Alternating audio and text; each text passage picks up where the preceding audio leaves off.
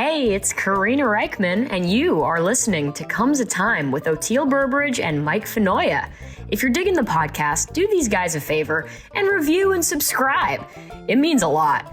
Be sure to follow the pod on social media, YouTube, and if you're joining for bonus episodes and exclusive content, go to patreon.com/comesatimepod and get on the bus. And now, here's Mike and Oteil. Hey, what's up? Welcome back to another episode of the Comes a Time podcast. That's Oteil. And that is Mike. We had a really great guest on that we got turned on to by the Iron Sheik's manager, Paige Megan. His name is Brandon Ross. If I get this right, he is the telecom media technology analyst for Lightshed Ventures. And they also have a venture capitalist side. Paige told me he's really into the Grateful Dead. He's really into professional wrestling. He's really into new technology, like music technology, all new media technology. And he just thought it would be a good conversation. And it sure was, wasn't it, Mike? It was great. Yeah, we got deep. As we do here. Doesn't matter who we talk to. I think if I had my dog on, we'd somehow figure out how to get deep. But yeah, no, we talked about a lot of incredible stuff. And I think it's, the interesting thing is that we're all impacted by technology and media from different and similar ways as performers, as fans of things, as, purveyors of quality versus crap. So it was very interesting to kind of have a chat about the way that like we're adapting and reacting to the omnipotent technology that surrounds us these days. So, I mean, it's everywhere and it's not going anywhere. So, when have it deep when we got it into the AI part. Yeah, which it can't do, right? AI can't get deep. We'll find out. That's another hat we'll make. But yeah, no, that was a lot of fun. Learned a lot. And again, it's another person that, if this was a 4-hour podcast, it would have been interesting to the end. So thank you, Brandon. That was a lot of fun. It was a blast. Super fun. Yeah. Hey, we're on Pantheon Podcast Network, guys, home to so many great podcasts. You can check out other stuff at Pantheon Media. If you're having fun with us, you can like and share and rate and subscribe. And you can join us on patreon.com/comesatimepod for bonus content each week. We have merch.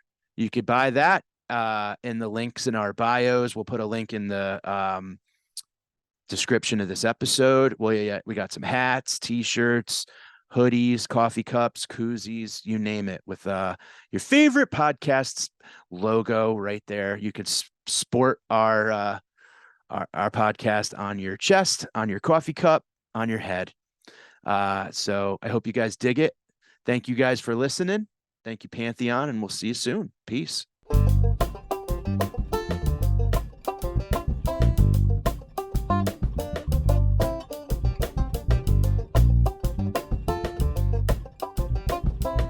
I remember when we first, I had like a, basic Wall Street job. We were definitely making the company we worked for a lot more money than we were making ourselves, which is the reality of working for other people, as you guys know. Yeah. And it took us a long, we knew we were good at what we did. We were the best analysts that covered the media world, live entertainment, video games, all these things. But we're so used to, at the end of the year, going into an office and being told your value for the year was X. And you're afraid to get away from that and just kind of believe in yourself and have the belief that the clients would come with you. And it took us, we talked about doing it for 4 or 5 years before we actually, made the move. And the first year was the most anxiety I've ever had in my life. Right. Yeah. But then it comes together and you're like, holy shit, why didn't I believe in myself 10 years ago? Right? Sooner, Exactly, exactly. right? That's why. I mean, Yeah, totally. It's so for you, true. and I mean, obviously, Mike, you have it in the comedy, and O'Teal, I guess. How did you know? I mean, probably the first time I really remember seeing you. Well, I got into the Dead. We could get into that in 92 or 93, probably, which is when I was in high school, a very natural time to start to make that leap, right? Um, into Yeah. a better space. I first remember seeing you in 97. You were playing with Mo at the Bayou. I don't know if you remember this show. You're like, no. Was that with ARU? Probably with ARU. And then I think you like sat in for like Brent Black or something. And Yeah. and what's crazy, because I haven't between us, I haven't listened to like one Mo song in like 15 years, but I do remember it very well. And you scatting on the bass. And like you were playing obviously for very small audiences at that point in time. Yeah. And then you made the leap to the Almonds. Is there an anxiety in going from that small room and doing what you were doing in there to playing with a really like a legendary band, the Almonds, and then playing stadiums with Dead and Co? Or is it all just natural? Like, how does that work for you? No, there's definitely anxiety about it, but I didn't have money anxiety because I was really poor at that point that you saw me. Yeah. And I got the Allman Brothers gig June of that year, and they paid me a lot more than I expected they would. In fact, I was really glad I never negotiated the pay, because I would have negotiated way lower Against yourself. And so I was so excited. Yeah, there was a lot of anxiety. You're coming into a catalog that's 30 years old or 28 by that point, so it might as well be 30. There were 2 or 3 really beloved, 4 that came before me. So you're like, can I fit into? I didn't know. I didn't have any background in their music, but I had background in the same roots that they were into, which is why it worked.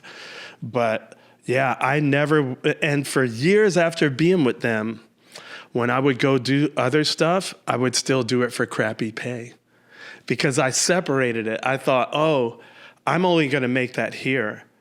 They are the only ones that think I'm worth this. So then I would go do all these other gigs for much less money, which was fine. I agreed to it. It was probably more than what I was getting before the Almond, but still, now I would never do that in a million years.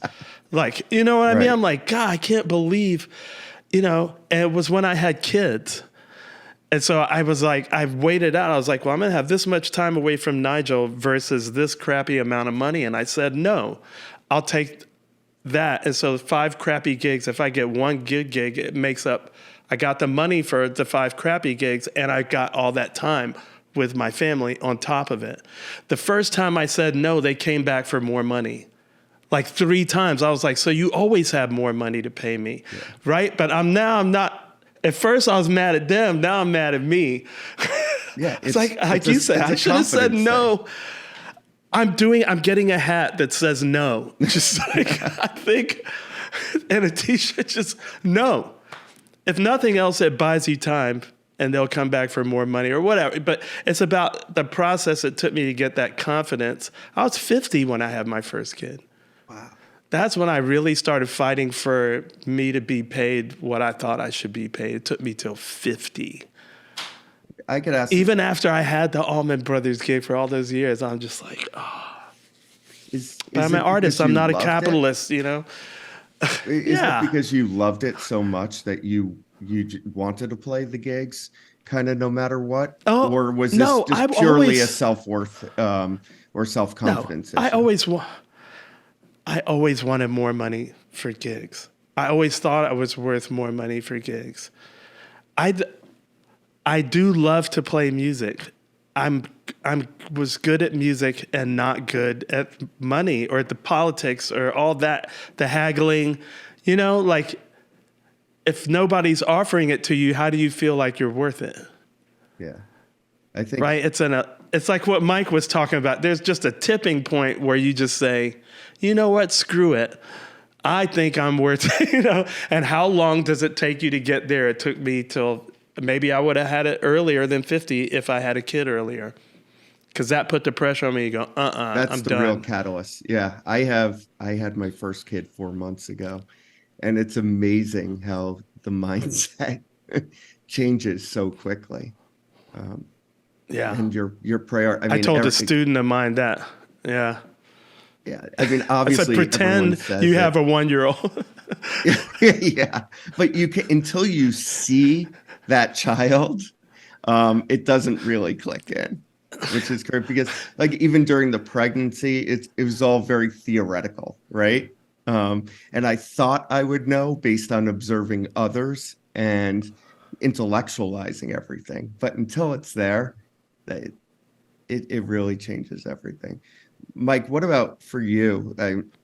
We talked about like when O'Teal, like really that moment of finding self-worth. When was it for you? Well, I'm someone that constantly battles with a critic that's always reminding me trying to remind me of how little I'm worth. So, and comedy is so like up and down, and there's like I'm juggling like 50 different relationships with, New York City bookers, road bookers, media things, whatever, opportunities, writing, so on and so forth, that it's like it's a lot of different things. So like O'Teal was saying with like the Allman Brothers gig paid X, but he would go do a cheaper gig because he felt this was where you get paid. I completely relate to that. Like I'm lucky to go do theaters and arenas as a support act for the Impractical Jokers and some of the other like big names that bring me out on the road. But then I go, I'm not putting all the butts in the seats yet. So I'm like still kind of getting lower amounts for those gigs. And then you do a private gig that pays 10 times more than all of those combined. And it's like, wait a minute, like you're not even in the business. Like, how the hell did you, like, seriously? And you want to kind of go back to the clubs and They got the be money. like, so this random person that wanted to throw a birthday party paid me, months worth of what you pay. So it's an interesting thing of kind of like the relationships. I think it's like looking at plants that you've planted. And I planted this one 6 months ago. I planted this one an hour ago. Like I can't expect this one to like beanstalk up. Like I gotta kind of.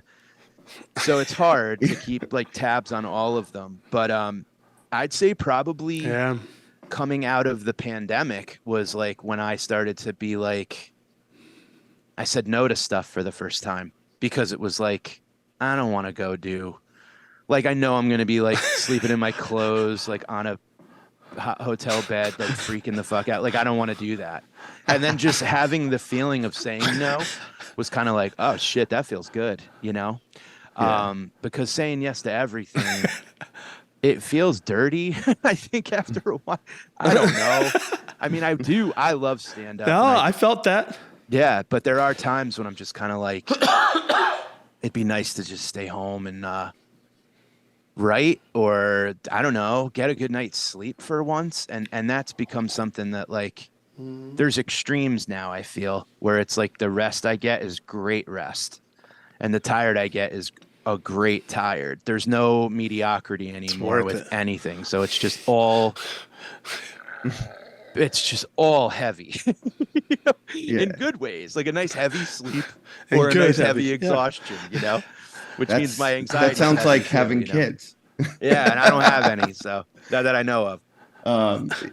I've never been so tired, but somehow my sleep seems to have improved a little bit. Yeah, right. You go into that getting that farmer sleep. Yeah. 4 months. Yeah, that's a lot. You talked about like coming out of the pandemic was kind of a turning point for you. Pandemic was a horrible time, right? We were all separated. In some ways, what for you guys was it a bit of a reset at all? I mean, I found for me, I think it was for the whole country, right? The Great Resignation. I feel like everybody found this courage to say no to stuff. right? The quiet quitting and everything that happened.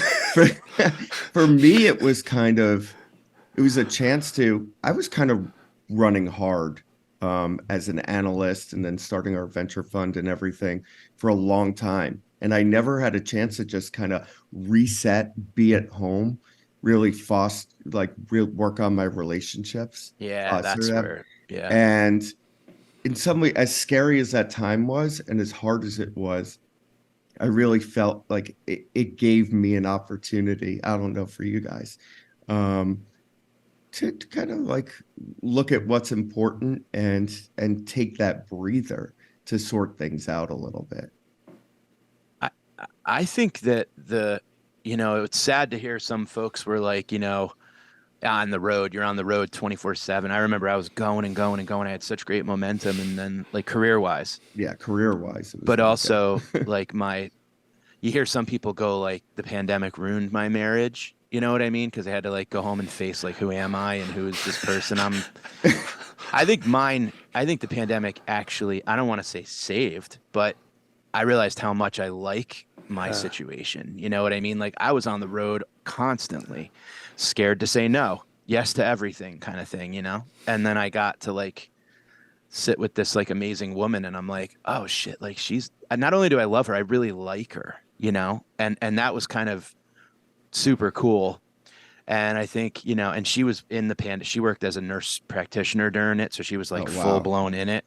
And I was like genuinely like, she'd go to work and I'm like, I hope she comes home, like it was bananas. Yeah. She's going to die. Yeah. I mean, who knows? Right.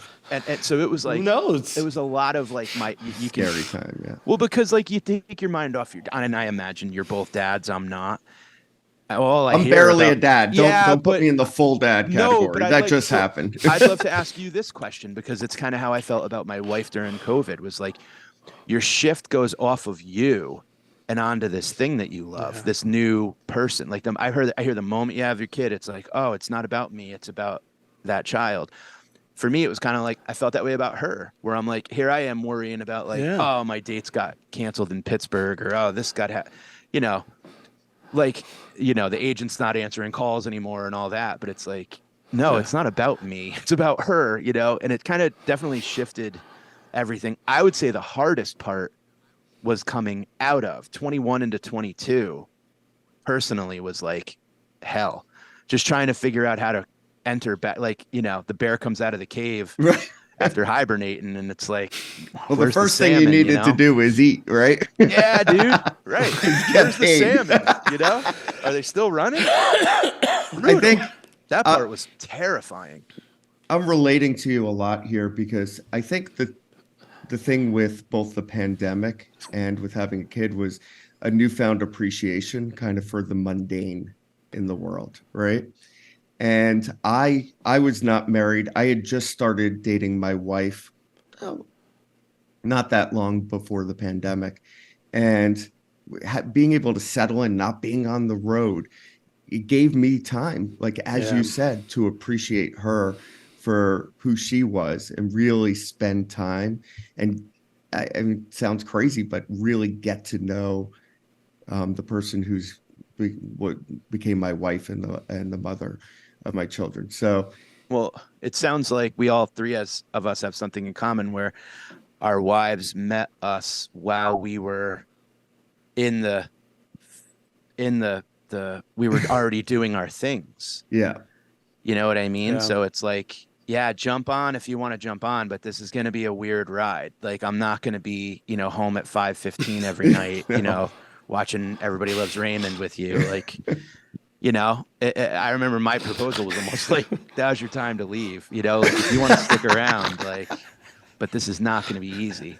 But her thing isn't easy either. Nurses are like anybody in the healthcare. It's like, you're never off the clock, just like we are. you know? No, I feel Yeah. that way too. What about you, Oteil? Well, and Mike's situation was really had another layer where you guys were both so committed to your careers that they lived in separate houses. Yeah, we in did. separat towns. Yeah, I lived in Queens. That's some Yeah. modern shit right there. Dude, tell me about it.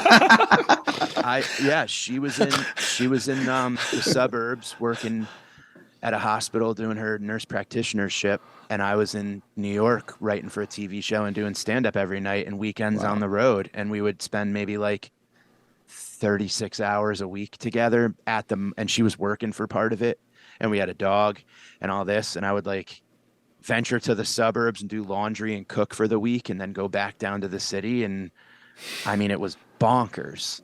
How long can I have kept that up? I don't know. Yeah. But, and then we like, the first night she had free during COVID, we like sat down and I was like, so let's get to know each other a little bit, and we started dating again. I was like, this chick's cool, Dating man. at the dining room table. 8 years after after 8 years of marriage, I'm like, I think I'm ready to live with you.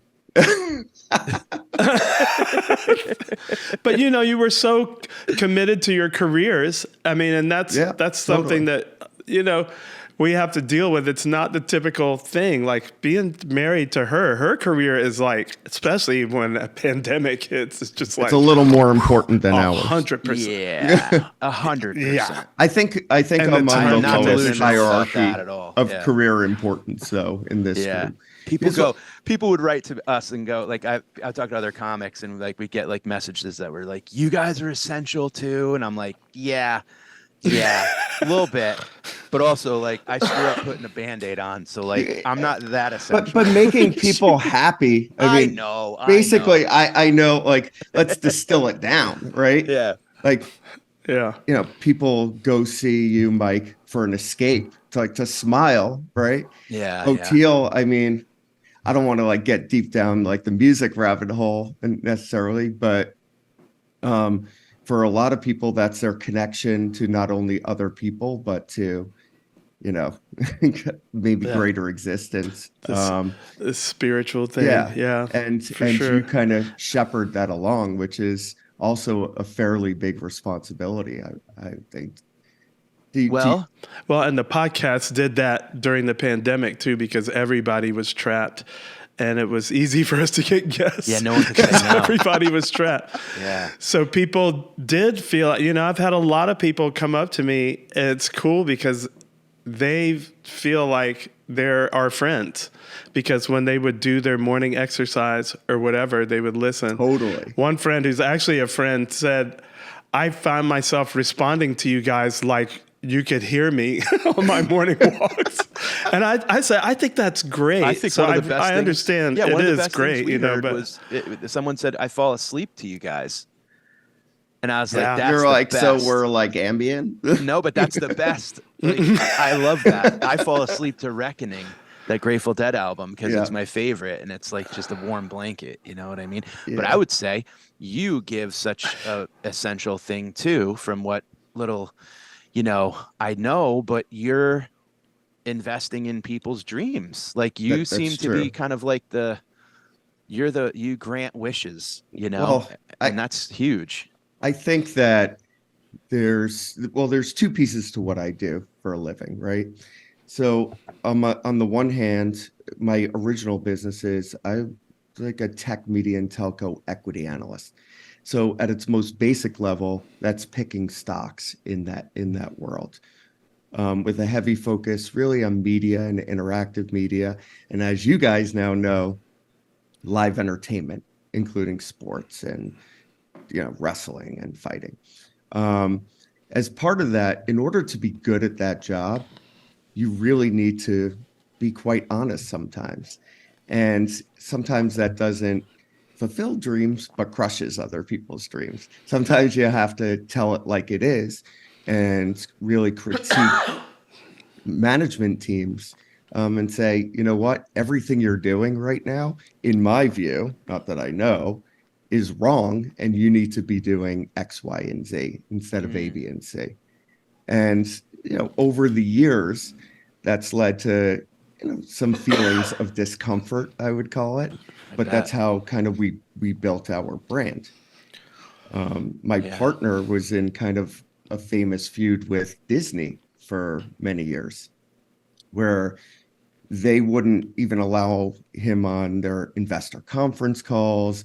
Bob Iger blocked him from Twitter because he was calling them out for not investing outside of television into streaming early. Huh. Really? Now, if you look at what's going on, Now that's all they're doing. Yeah, it goes As up. it turns I think I just out- got an email saying my price is going up. So, from Disney Plus. yeah, of course. Yep. As it turns, I only keep it because of The Simpsons. I got to be honest. well, you're a comedy guy, so that makes sense.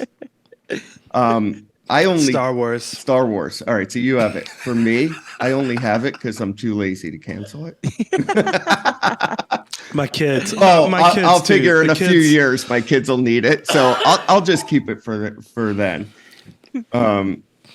But you know, this whole dissolution of the television bundle is having a very material impact, obviously, on all these media companies that we grew up with. And there's actually Yeah. kind of a watershed moment going on right now where The writer's strike. Disney with ESPN Yeah. is trying to get Charter, who's the second biggest cable company in the country, to agree to higher prices, for their content. And Charter's like, and to pay for people who don't necessarily want to watch ESPN. And Charter's like, wait a minute, you're taking all of the content off of television, putting it onto streaming now, and you want us to pay you more and more for that and to force our customers to pay for that? We're not going to do it. Yeah. So Yeah. depending on how this whole thing plays out, the whole television bundle might unravel before our eyes in the next couple of weeks. It's messy, Wow. man. And in conjunction with like everything that's going on with the strike and everything that's going on with, just the landscape of working in the creative realm. And AI, obviously, is the another fact one. that, it's so terrifying, but also like, cause we talk about it constantly. I write for a TV show. So like we talk about it constantly, just about how, I'll sit at the comedy club and like now more writers are coming and like, doing stand up because we need work. Because they're getting their Trying to earn some ideas off ChatGPT. Well, and also no, it's just like they need work, they need income while all this is going on. So it's You're like, talking about the gig. strike itself. well, like yeah, Yeah. there are stand-up comics that don't get to go on stage much because writing takes up so much of their time. You know what I mean? So it's like now that there's no writing work, they're back on stage. So we sit Got it. around the club and talk about the state of all this, and Yeah. it's like it's a reality that's so terrifying that like if you're an extra in a movie and you're in the background at a casino, they could take your face and put you in the next movie in the background at a pool. And then they could take your face and put you in the background at a funeral or a background at a baseball game, and you get paid once for it. And then you can use your image forever. And how are you going to, so it's like not even like a war about greed. It's a war against technology now. Yeah. And it's like an argument. That's what it was like for us when they were sampling musicians. Because, I came up in the early 80s, like 80, 81, 82. And I was terrified by sampling. I was like, wait, you can use this Yeah. clip like a bit. And a lot of artists, that happened to them. And then they had to go fight to get paid for Right. it. It's scary. It really is such a weird war. And it's almost like this thing of like now executives seem to be so outwardly like proud of their greed. It doesn't seem to even be like a behind the scenes thing anymore. It's like, yeah, go ahead and let these writers get evicted and let them starve, and then they'll come and we'll see who balks first. Like and the writers are Let like, them eat cake. yeah, it's really like And the actors, of course. and the actors too. But I mean, the writers never made what the actors make, Of But course. yeah, it's just a terrible. It's really terrifying, and it's and that does. So everything you're saying about These- that doesn't surprise me in the least, man. Greed is These- just out front.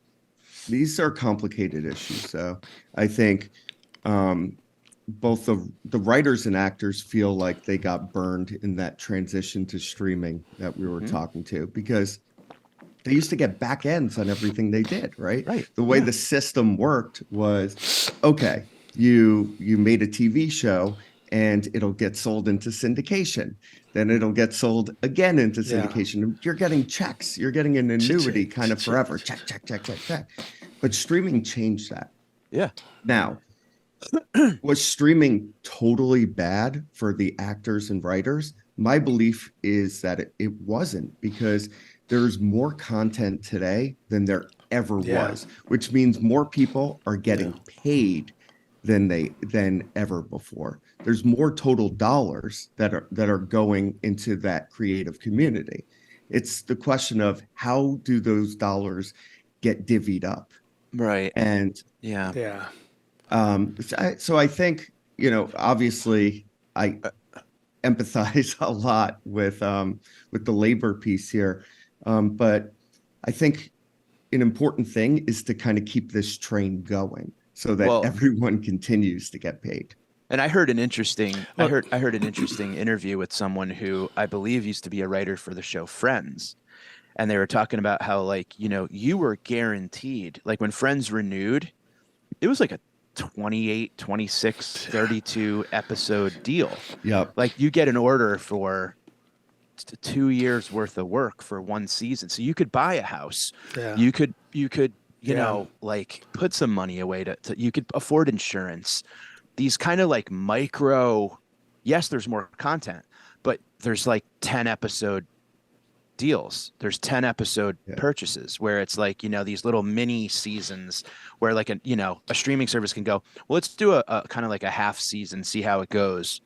And then maybe we'll re-up for like another. piloting Exactly. used to be back in the day. Right. Yeah. It's The so int- interesting. The model just completely changed. It went to, and Netflix is responsible for this, a cost plus model, where it's like, okay, it's going to Yeah. cost 10 million an episode to make this. We're going to pay you, 12 million an episode, and kind of like figure it out from there. Right. Right. Yeah. There's like the volatility, I would say, in what you earn went away, but everyone is getting a pretty steady, I would say, paycheck overall. It's just different. And the one thing that I find is you cannot fight technology. That No. is, No, you can't. and we could like kind of segue into the AI discussion now. And the reality is that AI is going to be a part of our lives, and there's good that comes out of it and a lot of bad that comes out of it, but you can't put the technology back in the bottle. So how do we work with it to ensure that there's basic human fairness and happiness that goes along with it? And I think about it, and I want you guys like opinion, because you're creative people. I'm like fake creative, and I don't think you're fake I creative. wouldn't say that. But when I think about music and like what you create as an artist, it's a collection of all your unique experiences and tastes, right? So, maybe you listen to, like, I don't know, some 74 Jerry, and then after that, listen to some hip hop, and then had an argument with your wife and put your kid to bed. That's a unique OTL experience that may lead you to creating music in a serendipitous or unique way. But like when you get into a situation where machines are just copying something and trying to artificially create, my belief is it's never going to be as authentic, real as That's what I think. what you do on your own. So I think some of the fear around this is, and it's scary. I mean, for all of us, and it should be. And we've all watched Terminator and everything else, right? But I am optimistic that it's not going to replace art in that way. And look, if someone could come up with some piece of music, and then they're going to go and perform it, there's going to be a difference of authenticity. I'm not going to probably connect to that music in the same way. But you guys tell me if I'm wrong. Yeah. Well, I agree with you. I don't think, because what we do is, both Mike and I's, a lot of it's based on improv. Right. And so there's this random thing that you're going to have, like, I don't think AI can predict or copy inspiration. As soon as you're inspired, you're in the category of unpredictable, because something new is just hit you. So now we have no idea what's going to happen, but we know. It's like, is AI going to really know what funny is? Well, the models will train to see how. And I had a really interesting. I went to see OpenAI over the summer, right? And one of the scary pieces is, like, right now everything's like the large language models, right? So they're taking like all the sort of written data of the world, and they're creating answers and out of that and images. But they were talking about using these 3D cameras to observe the world and look at people's reactions to things and be able to simulate what would make people react to things in certain ways. That was a little, that was a little bit scary. Yeah. Yeah, it's terrifying. For sure. I mean, but it's already being done to us, in the more Neanderthal sense, like, if it bleeds, it leads, like, they know. So maybe it gets more subtle at activating the reptilian brain, but it's all going to come back to the same stuff, right? Well, I just hope it doesn't. Like, I think one of the things that happened with streaming is this sort of, in this democratization of content, it feels like there's a lot of mediocrity, more mediocrity than there ever was. And my fear with AI is its use, and I think the best will be, as I described, based on people's experiences and personal interactions and the uniqueness of that. But that there will just be even more crap kind of down the middle that it's true. Not going to want to engage with anyway. Well, and also, I think what it does is it shines a light on the value of the live experience.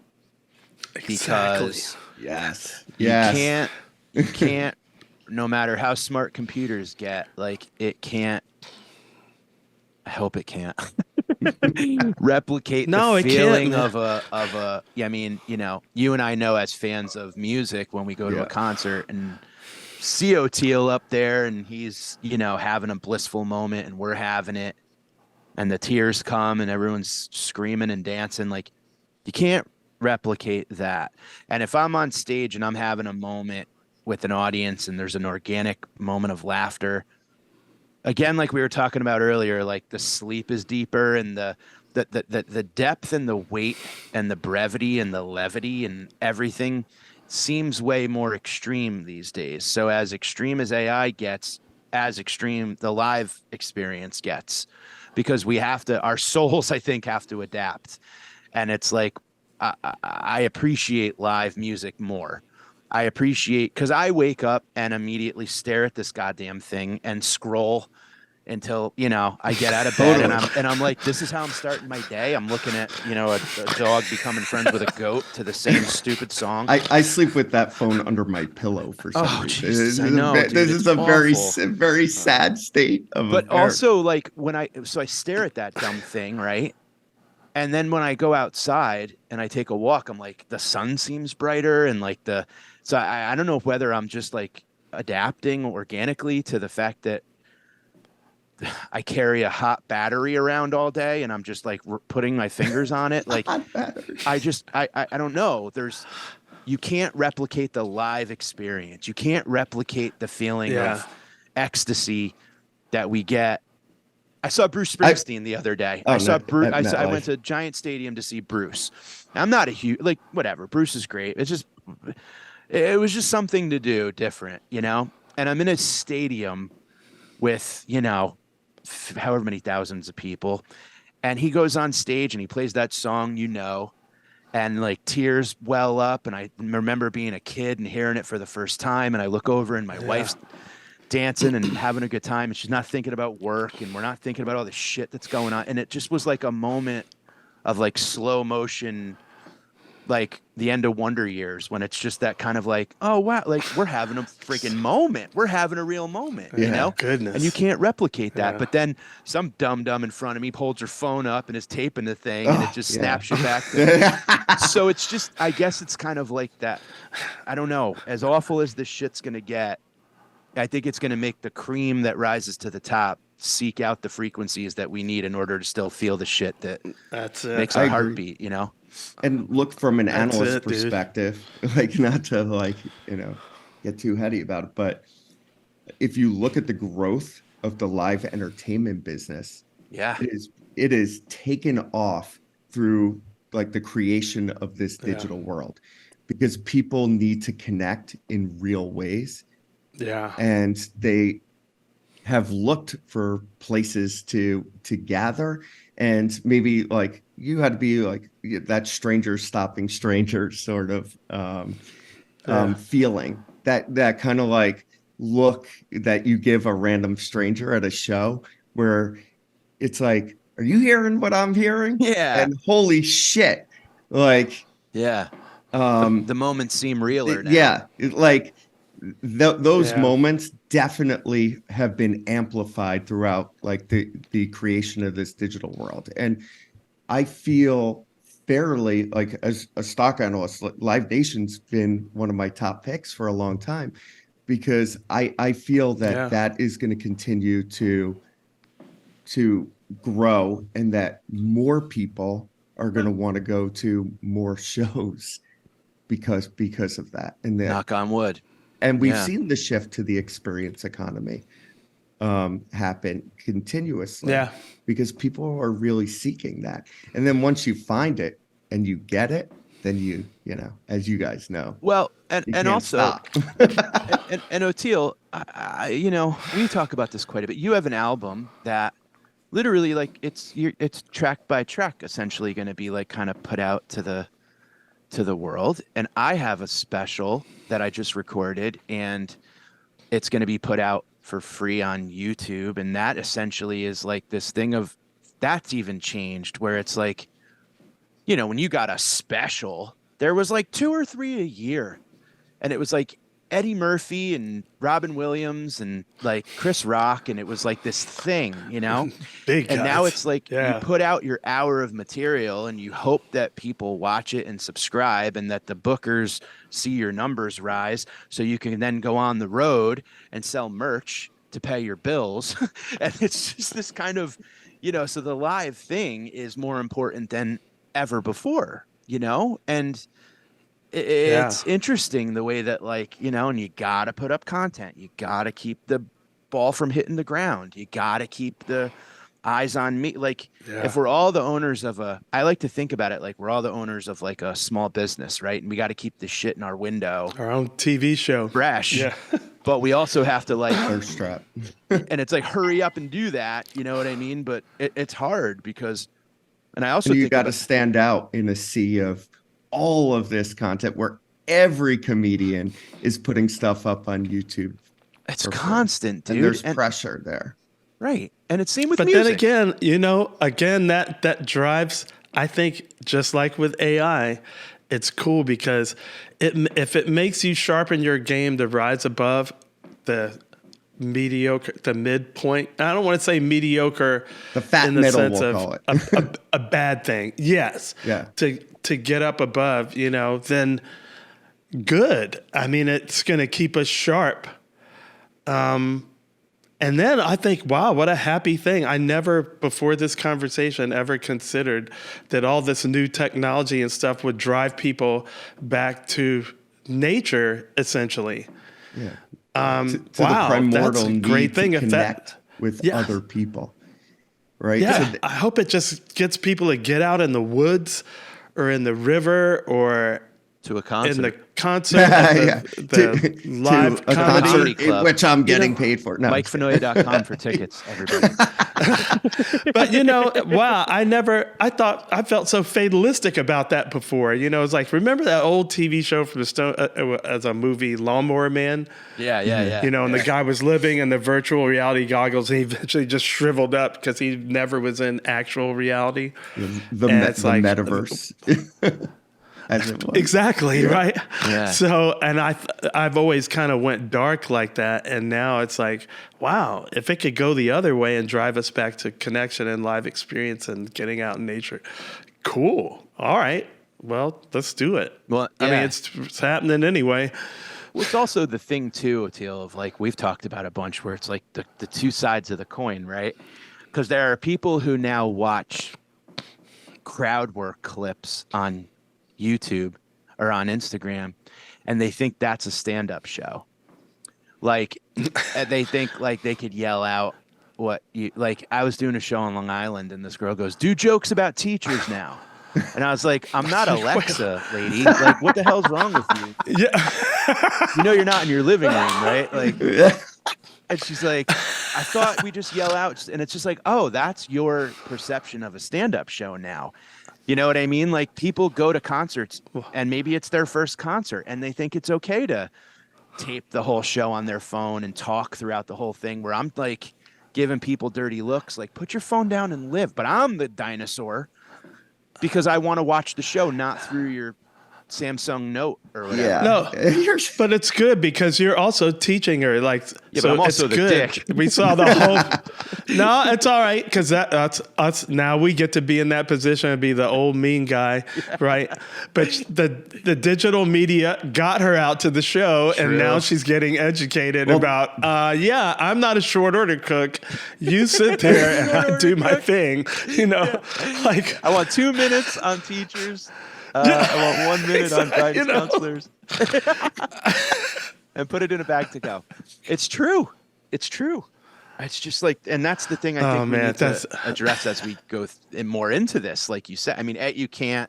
No, it's you cannot stop technology. So you have to evolve with it instead of fighting against it. And you have to make up new rules. Unfortunately, the people who make the rules for our society are not necessarily in tune with technology and a lot of other things. I don't want to get into politics. So that makes it difficult. But from ethical standpoint, it's like everything, like all the laws that were created while they've stood up have been created in very different times, and they're very slow to adjust to our new reality. I mean, it's like we look at like the Telecom Act of like 1992, which governs like all of our communications now. Yeah, there was like car phones. My partner who covers telecom is probably like, you're an idiot if he listens to that. Yeah, but broadband didn't exist then. So how are those rules dictating what we do today? And especially wireless broadband, right? Yeah. So we can't evolve as fast as technology. Yes. Now it's the same with musicians with Spotify, and this and you're just like, okay, but if it drives them back to the concert, totally. Okay. Well, that was the genius of the Dead, right? Like like connecting it all back. That's where I was going with this. They said, okay, you know what? And like record our stuff and spread it. And that became the biggest and best marketing machine in rock history, basically, other than like radio and MTV, digital, right? Yeah. And that was before digital. Well, and you know what else too is I've noticed with comics that I've seen kind of like explode in success during this like kind of boom post pandemic, like even during it, right? Like their calls to action to the people who are on the other end of the phone. It's like, comment in the, where you'd like to see me live. And people are like, come to Atlanta. And then they can hit up the booker and go, hey, listen, I got X amount of followers. They want to see me in Atlanta.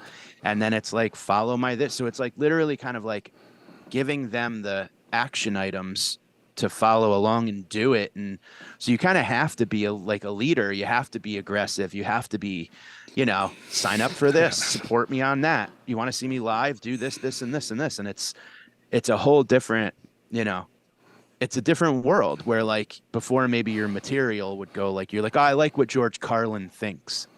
Let me In go general, see yeah. in general. Yeah. But now it's like, Yeah. no, you're like seeing something and it's like, oh, I could go see this guy do crowd work live. It's different. It's not terrible.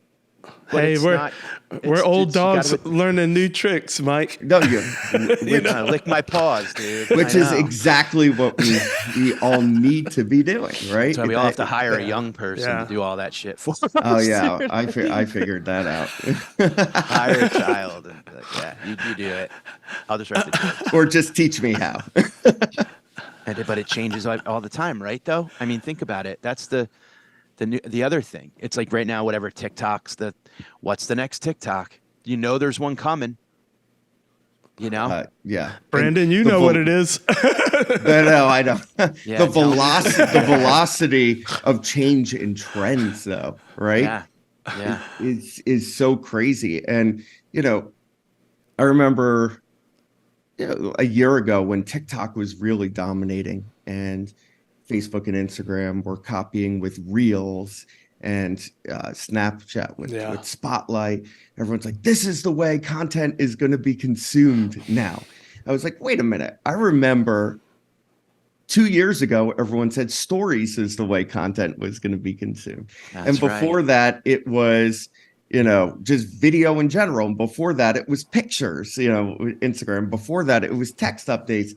It's like, habits change so quickly. It's almost like as a media analyst, it's the one thing that I can hang my hat on is that whatever the status quo is now is going to be different a year from now. And those companies that have the fortitude and the ability to shift with the times are the ones that are going to be successful. And those who get stuck in the past are going to die. And that's it. Yeah. Which is why like a lot of people criticize Mark Zuckerberg. And a lot of people don't like him, despite the fact that he's now an MMA fighter, right? Looking forward to him kicking Elon's ass whenever that happens. But like, look at what Facebook and Instagram used to be and what they are now. He's able to continuously evolve. And I think in this world of technology that we're in, we have to do that. Even as, even as musicians or comedians, which are much more, just human enable or driven by human creativity. You have to get that out to people. Yeah. How are you doing that? How are you bringing people to your? Yeah. I mean, obviously hanging. Well, even just creating it. Yeah, or creating it. Even just creating it is because now different? I'm like, and how is your creative process? I'm not.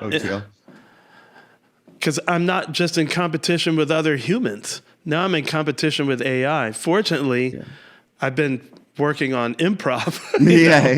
And hopefully being unpredictable. You know what I mean? That the key with improv is to scare yourself and venture into something new that break your pattern, essentially, So do you know when that's think, good? wow, I have to compete with AI also as well as other humans. Right. Like, when you're improvising, Oteil, do you know when it's good?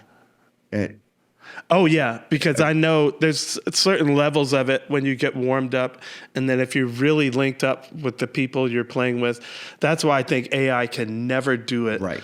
You're so lucky to get, like, for instance, just a lot of people might not know these guys, but this group was so essential to my life, which was Wayne Shorter on saxophone, Ron Carter on bass, Tony Williams on drums, Herbie Hancock on piano. Whether they were behind Miles or whoever, with those guys together created this magic that I never even got to see it live, but I've heard the live records.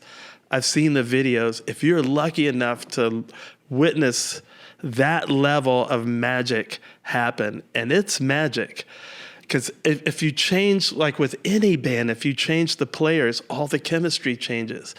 So you have these guys that actually hate each other that stay together for a long time because it just doesn't undeniable. feel that. Right. It's undeniable. Even to them, they would love to not. It's almost like a curse sometimes. Yeah. It's hilarious. Why You know, is this but that's asshole a gotta be so magic. good? Or we're so good together on stage. Which is more than the individuals being good. It like, how does that And then you get chemistry work? 4, 5, 6 of them, and it's just like, so AI is never gonna get that, man. I'm sorry, you can't. You're not gonna touch Wayne, Herbie, Tony, and Ron Carter. Take your best shot. I would love to see you do it. And that's what Let a robot hook up with them Teal, guys. I think the same. I'm like, AI is never going to touch Dave Attell. No, man. Like, it's just never going to Pryor? be. Yeah, you can never. Okay, let's go. Like Jonathan Winters, Robin Williams. Total like we don't. It's just there's no. Right. I'll never believe it. Yeah. I'll never believe it. Maybe. Well, I maybe guess we're improv, gonna find out, right? Yeah, maybe improv AI's kryptonite. You know. Speaking of the unknown, improv, because I have to get this in as a fan. This summer, I know it was the last Dead and Co tour. Yeah. It really felt like you guys were locked in a way that, I mean, I watched the band from, the beginning. I guess it was probably 2015. Yeah, right after Farewell. Yeah. And it seemed like this summer you guys took things to a different level. The chemistry was good. The pace was good. And what changed? What changed in the chemistry? That's what I'm going to ask you. I mean, obviously you had one different drummer, right? Jay Lane. That's what. It's exactly what we're talking about. We couldn't even see it coming. Now, in retrospect, I can see it Billy better. With Jay Lane, right, changed everything. Just that one thing, and as I thought about it, like at first I thought, oh, it's because the young guys outnumber the old guys, so we were able to be more consistent, which is true. But then I realized something crucial, and it speaks to chemistry that we're talking about. On the front side of this, all of us were like, okay, this is the last time we're going to do it, right? So I thought, I'm going to play it like it's the last time I'm ever going to play these tunes. But then when Jay Lane came in, Jay Lane is from San Francisco. A lot of his background is exactly what my thing is. Like, there's this podcast called Stick People. It's 5 drummers that were all playing incredible stuff when they were teenagers. It's Michael Shreve, who was with Santana when he was a teenager, Lenny White, who was with Miles when he was a teenager, David Garibaldi, who was with Tower of Power when he was a teenager, Mike Clark, who was with the Headhunters when he was a teenager, and who's the 5th guy? Or is it 4? Man, I'm blanking out right now. But anyway, Jay Lane has all of that stuff. Oh, Greg Errico, who was with Sly Stone when he was a teenager. All that stuff Jay has in his DNA because he grew up there. But look at it. Sly Stone, Headhunters, Santana, right? All that stuff is the way, and that's what we were getting into when we were playing with Dead and Company this summer. It just happened naturally. And I was like, oh, I couldn't see it till afterwards. Interesting. But it's a chemistry thing. And that's all that is magic, man. Like, you don't know how. It's just how did we know that was going to happen? It's like the right last recipe, year, right? almost, right? It's like, oh, you put a little cumin in, and that was it. That's all it needed. And now it's a finished recipe.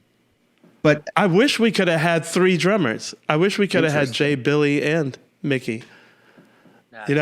But it didn't work out that way. But it's all about what we were talking about, just chemistry. Yeah. And then something and the serendipity it was undeniable. Of having the right people together at the right time. And that's what AI doesn't have. AI is never involving serendipity.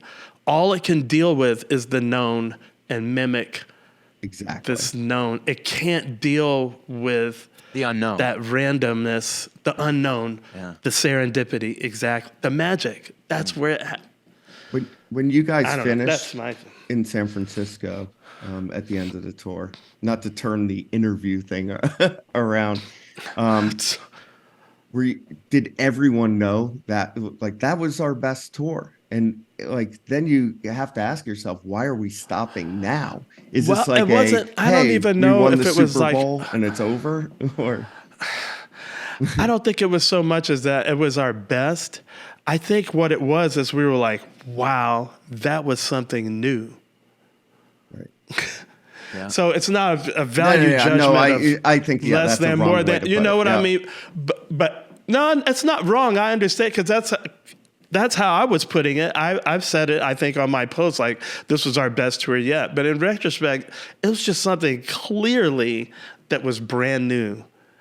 And you had 7 years to A/B it, to know it. People are like, I've been seeing them since 2015. This is a new thing. It happened straight out of the gate from Cornell.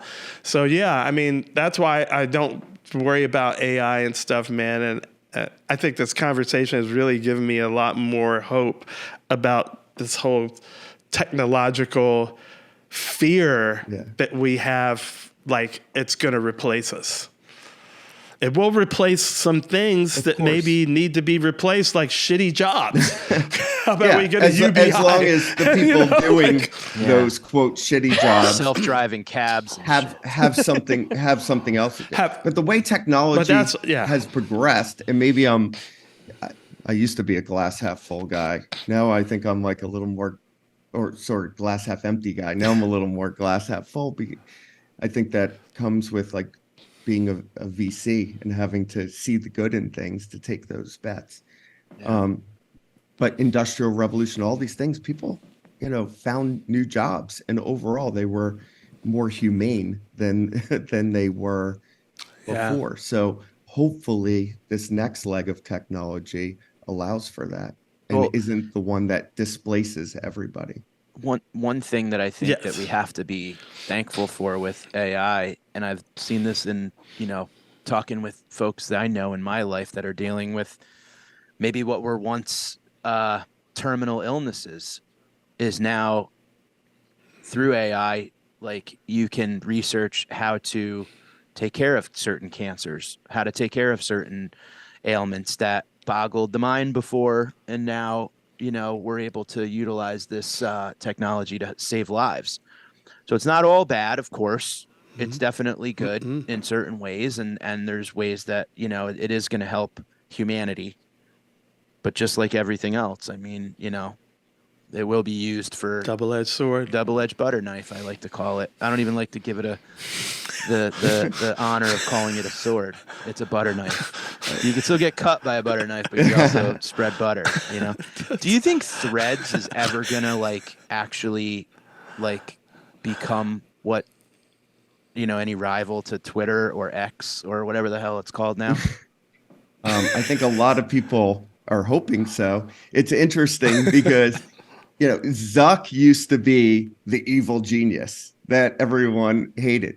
Now everyone's like, oh, please, Zuck, I need Threads to work so that it displaces the even more evil genius in Elon Musk, right? No, right. Seriously. I don't think the traction has really been there. I think the way Threads is trying to do things is actually a lot different than X. X is still hardcore news, hardcore conversation, going deep on things you're passionate about. A lot of that is around politics, in addition to, for me, I have my interest graph. I follow everything dead related, as you might imagine, technology, media, sports. I go very deep on those things. I think Threads is meant to be a little more light and airy. Just like general entertainment stuff, stuff that's friendlier, less controversial, with the idea that it'll appeal to a broader set of people. The problem is, I think, that deep conversation that happens on X is what what generates lots of time spent. And without having real passion attached to it, you're probably not going to have the conversations that you need for that type of a social media platform. So I've become more skeptical, even though I was optimistic at the beginning. And you need those creators, if you want to call it that, to put a lot of content on that platform to kind of get that flywheel going. And I haven't seen that happen yet. Interestingly, look, sorry. No, I'm sorry. Go ahead. I didn't mean to interrupt. Sorry. No, it's okay. I was going to say, if you look at Facebook platform itself, they've actually done a good job. They've taken a lot of the toxicity out of it by getting rid of hardcore news and replacing it with, if I go on my Facebook feed, I get articles about, from like Jambase or, I'm a Mets fan, like, like Mets bloggers and stuff. And it's a more relaxing place to kind of kill time. Yeah. But I think that when you're getting into, much more information, the more of the like real information world and discussion world, you need much more passion around it. So that's not how people are going to kill time. And therefore, I don't know if it's going to work or not. Gotcha. It's interesting. It's not going to work because there's not enough conflict. It's not mean. Yeah. Not enough conflict. It's not mean. And correct me if I'm wrong, but don't they all kind of start light and airy? And then that's the thing. Like I said, you got to get the creators over there. Yeah, you need a couple of bad seeds. And or you need see what he said on Thread, and then it's like, oh shit, let's all dive on Thread. Yeah, because like Facebook was like, oh, connect with people from high school, and then it's like vaccines are killing you, and they're 5G, and it's like, oh shit, look at where we went. What was bad that made me feel guilty is like these guys got in a fight on my Instagram, and I was kind of in there, throwing a little bit, and I was just like, man, I'm going to just delete all this. And then, I just had that voice in my head said, hey, all this activity is bending the algorithm towards your page. It's interactions. And I was like, Oteil, now you just made your deal with the devil. Jesus. It's an interesting world we live in. Let them fight. It is an interesting world we live in. There was a period of time there for a minute where like comedy clubs in the NFT or whatever, what was that? The metaverse. Everyone's like, buy real estate in the metaverse and you can open up a comedy. There were a lot of scams during COVID because people were accumulating money, didn't know what to do with it, and they were bored as fuck. NFTs. And this world sucked, so it's like, let's go live in another one. Yeah. Exactly. Yeah.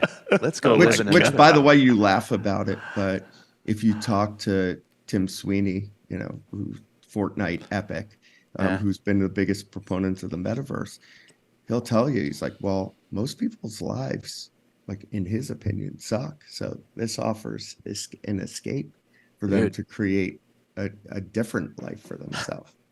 I think social media is kind of, done a lot of the same things. I mean, and there's good and bad with it, though, right? We've been able to find communities and connect with communities in a digitally, which, I may not have met Paige, which means I may not have met you guys, right? Yeah. If it wasn't for like the social and digital world. So again, there's good things that come out of this.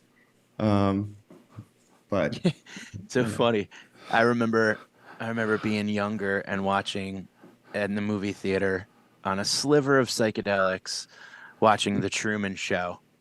And it blowing my mind so much that I sobbed at the end of it. And I sat there. My girlfriend's like, you ready to go? And I'm like, I got to watch it again. And I sat in the theater and I watched it a second time. And it blew me even more away the second time. And I was like, when the camera fell from the sky, or the light fell from the sky, and he's on the boat trying to escape, and he hits a wall that was painted the sky.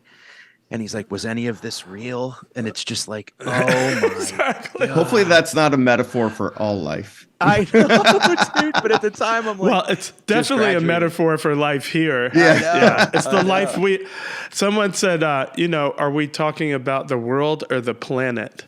The world is what we agreed to. We agreed to the show, the Truman Show. Yeah. This is why I love WWE and the whole thing. I was like, it's fixed me for politics. It's fixed me for politics and music. You have to put yourself over. yeah. Yeah. You got to find, That's you the got to wrestling connect with the term, yeah. audience. That's your weapon against everything. If you can connect with that audience, then you put yourself over. Like LA Knight just has not gotten, he could have got a push a lot, but now just because of this, he's connecting with the audience. And he's going to go over because he's put, like when Stone Cold Steve Austin just did that random thing. It said, yeah, you've been reading 316. Well, Austin 316 says, I'm going to whoop your ass. I mean, he just like was improving and boom. Austin 316. Now he's over. Yeah. He's the top guy, And again, that gets back to taking chances and seeing what audience and people respond to, and going There's in good and that bad. direction. Yeah. The power You of gotta just- improv and of right goes back to what we were talking. We have about. a chance in here. Yeah. It's like there's the good side, there's the bad side, but there's also new opportunities to just go for it. Yeah. How much and wrestling- actually there's always a new opportunity to go for it. How much wrestling do you watch these days, OTL? Oh God. Well, I don't, I'm still addicted, in bro. the, and you have to go. So I want to be aware of Yeah, your no, time yeah. too. So we'll just have to have you back because I know you got to go do this thing. And I'm pro PFL because of Fritz. But I'm still like in the stages where I watch interviews. Like I just saw this documentary on Mick Foley or when Terry Funk died. Yeah. Hearing him talk about Terry Funk. And so I'm always going back and watching old matches. I watch interviews or podcasts of wrestlers from Kevin Nash to Booker T to JR to whoever, and then I'm still doing my history work. I said, and it's never too late to have a happy wrestling childhood. But Sounds like you're a happy Peacock subscriber. I am. Because, that YouTube stuff is kind of grainy sometimes, and I could go right back to, with CM Punk. I never saw CM Punk. Right. And he just seems like, a nut job. And so That's been Toilet confirmed. Cam, Andrew Schwartzdahl, he said, no, you got to see the classic. Go watch CM Punk against John Cena, Money in the Bank. I didn't do any of the Attitude Era or any of that. So I can't watch it with my kids because of all the cussing and sexual gestures and stuff like that. I interestingly skipped over the Attitude Era too, because when I was a kid, Iron Sheik and Hulk Hogan and Roddy Piper Those are and my Junkyard days, yeah. Dog. JYD was my favorite. Exactly. That's Mike. So that was our child, and I remember jumping off the couch and like landing with an elbow on my brother's head or whatever. And then I kind of skipped over everything after that until I started really covering the stock and getting reinterested in it again. So it is fun to go back, especially to that Attitude Era, which is, maybe some of the best that WWE was. It's just like the There's Grateful some Dead, great stuff. right? It's just like The Grateful Dead. revisit, totally. Like, I've skipped over the early Brent years a lot sometimes, and then I go back And then you go back and it's like, this has been the last few weeks for me have been like all June 74, which is obviously a One of the great best. time in Grateful Dead. 34 but I minutes haven't playing in the bands. And, exactly. I haven't revisited that in 10 years. Yep. And so like that's what it is. Yeah. But then I might be on like a late 80s kick in a few weeks. That's right. And it's all good. there for us. Right. So true. Yeah. This was awesome. Come back on. I had a great man. time with you guys. It was Good a luck lot in of your fun. meeting. Thank you so much. And Hopefully, Yeah, we fans speak are going to soon. dig this. I hope so. Awesome. Take care, everyone. Definitely. Bye.